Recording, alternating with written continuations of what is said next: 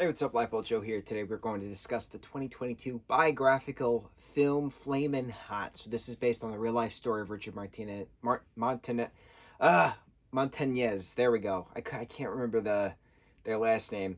Jesse Garcia's in this. Anna Gonzalez is in this. Tony Shalhoub is in this. Even Longoria directed this. So this is pretty cool. This reminded me of Newsies at some point, especially when the character of Richard gets up on the conveyor belt and like starts cheering on the associates of the Frito-Lay factory that they all work at to try to save the factory, that way it doesn't close down. And it was one of those like rile up kind of moments where it just I don't know, I just automatically got flashes to Newsy of that kid standing up on that pillar and like cheering on the fellow newsboys and like, you know, paper boys to get them riled up and say enough is enough, we can do this kind of thing. I don't know, I just really, this could have worked so well as a musical too, to be honest. I immediately got that Newsies brought a musical flashback to it. So this is pretty neat. We start late 80s, we start mid 80s, we go through the 90s. So it's like a 10-year worth of story. It's what, hour 40 minutes? It goes super quick. It holds pace. It's a very underdog story. Richard Montañez. I was going to say Martinez again. I'm an awful human. Richard Montañez, was a janitor within Frito-Lay. Wife, kids, struggling with money. Reaganomics started, which then destroyed the country, as we all know. That's, if we track it down, what was one of the catalyst moments? Well, Reaganomics was one of the catalyst moments of wiping out the middle class.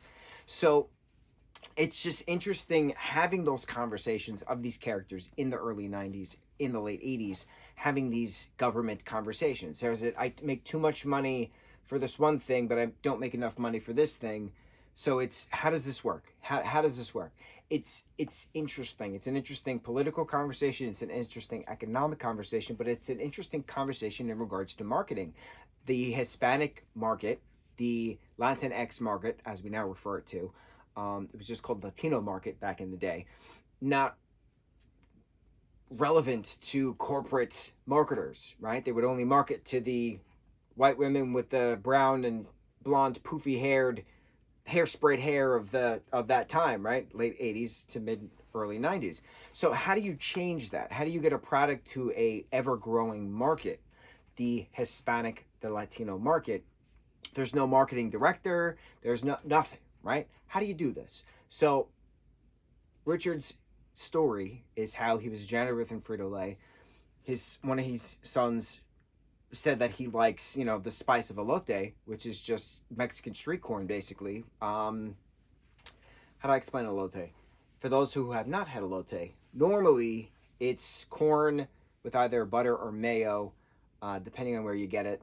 And then there's a bunch of different spices on it, as well as like a lime, like a chili lime. So like tahini is put on it a lot. Like I know that. Like I know tahini's put on that a lot. But there's other like different types of chili flakes or sauces you could put on it, but it's like a spicy, tangy Mexican street corn. You gotta have that like citrus to it. And the first time my brother had elote, we were in Disneyland, excuse me, because Disneyland cuisine is different than Disney World cuisine. I remember that specifically, and he'd never had it before, and I can't have it. I'm vegan, so I can't have the butter or the mayonnaise aspect to it. But he was saying how great it was. And then, you know, going back home, he would go to different Mexican restaurants specifically for that. So it's neat when you're introduced to something you're not familiar with and then you want more of it. So this film was a prime example of it. When you have a Flaming Hot Cheeto, right? Because we all know and love Flaming Hot Cheeto. Those who can eat Flaming Hot Cheetos know and love the Flaming Hot brand line. But where did it start from? Well, it started from this Mexican-American janitor whose son happened to like elote. The guy, Richard, realized that there's no market within the Hispanic and the Latino communities within Southern California. This particular plant was based in Rancho Cucamonga. So how do you make a product that can sell after the economy is tanking, that not a lot of people are buying snacks anymore? How do you change this? So then you obviously get on the phone to the CEO and say, hey, I have an idea that we should try. How do we go about this? And then you create the formula, you test it out with your friends and neighbors and family, and everybody loves it, and figure out the method of tumbling the product versus drenching the product.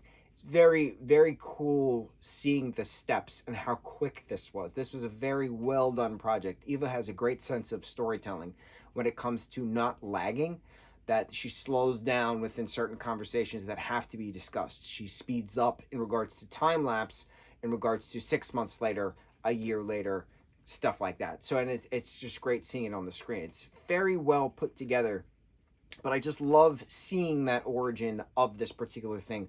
It's not just an origin of a snack, it's an origin of a marketing campaign. It's the origin of recognizing individuals as part of the market. It's not just one specific color of person who's buying product. A lot of different colors of people in all shapes and sizes and different skin pigmentations eat the same products or will dabble in the same brand that has multiple products. So how do you market that? How do you market someone's home spices in a product that anybody can try? I didn't grow up with those spices. I'm from a primarily Italian background, so I have the Italian background spices flavor profile to me. So when I get introduced to something different, it's interesting. For instance, a couple years back, not a couple years, this was like 5-6 years back, something like that. This is a little fun family story.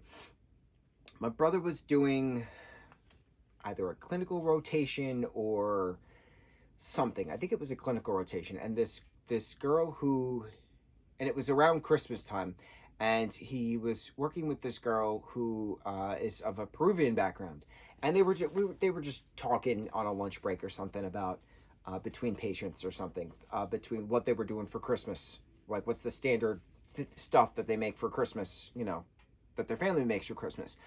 We're from the Mediterranean background, we're from the Sicilian, from the Italian background, so we primarily do that 7 fishes bit. But then also somehow along the line, we also do a midnight Christmas pizza bit. Don't know how that started, aside from my dad doing it when he was a kid, but don't know where that actually originates from. Probably within that Brooklyn, Queens Italian-ness. So the Peruvian dish that this girl was referencing was that her family makes lomo saltado, which is salted steak. That's just what that translates to. But it's a like a stir fried in like not a tomatillo paste. I can't remember what it's like a pepper paste that we have to get specifically from a Spanish market. And then there's like peppers and onions in it, but then there's other stuff in it, and then you put that over a bed of fries, and then you make a curried corn with it.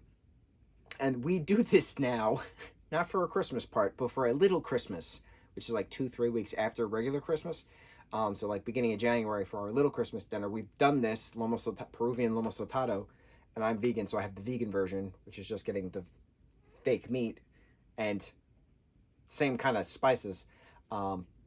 But it's interesting. That's the point of this. I got a lot of reference to that, is that we would not normally seek out something unfamiliar to us unless it was brought to our attention. And that's anybody.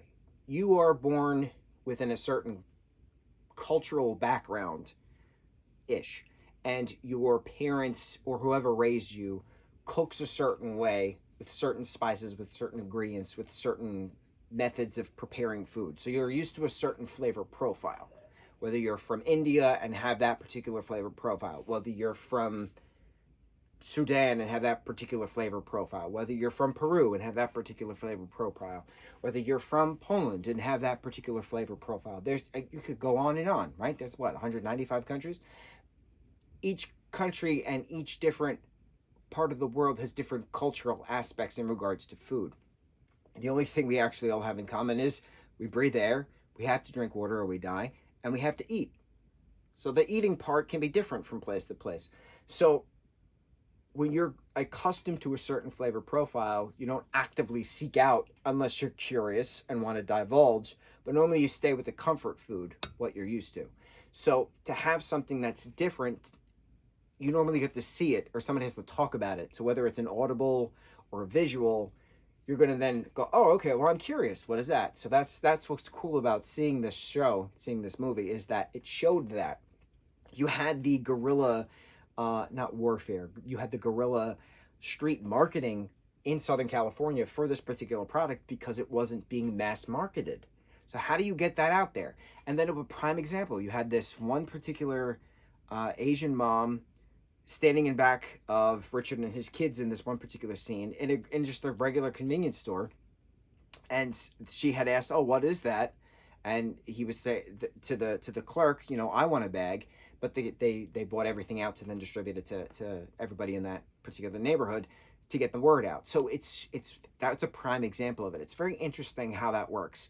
You're used to a specific background, specific comfort, and then you want to divulge and to say, okay, well, that's new. What is that? Let me see what that is. You don't make fun of somebody for not knowing what your thing is. If they say, oh, what is that? You educate them. You expect, oh, this is this, and this is from here, and we do it this way, and blah, blah, yada, yada.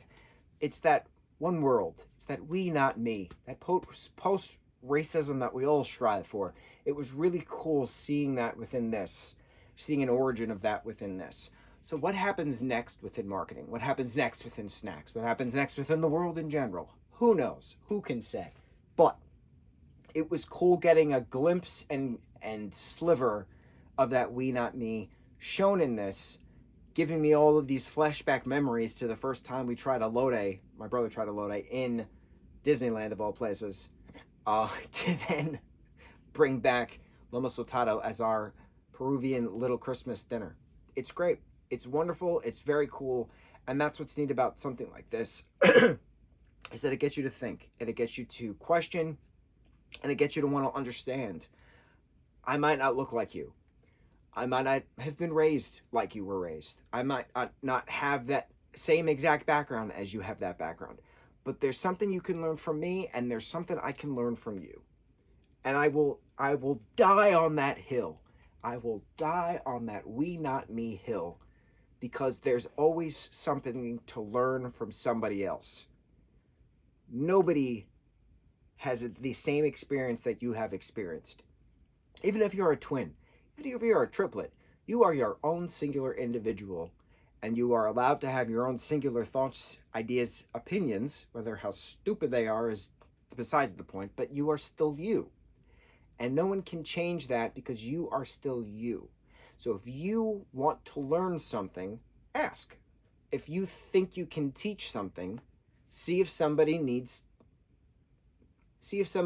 wants to listen. Don't force them to listen. That's not a, no, we don't do that. No. See if there's a conversation to be had. What can you learn from me, and what can I learn from you? We, Not Me, Flamin Hot, 2022. Awesome film. On to the next review.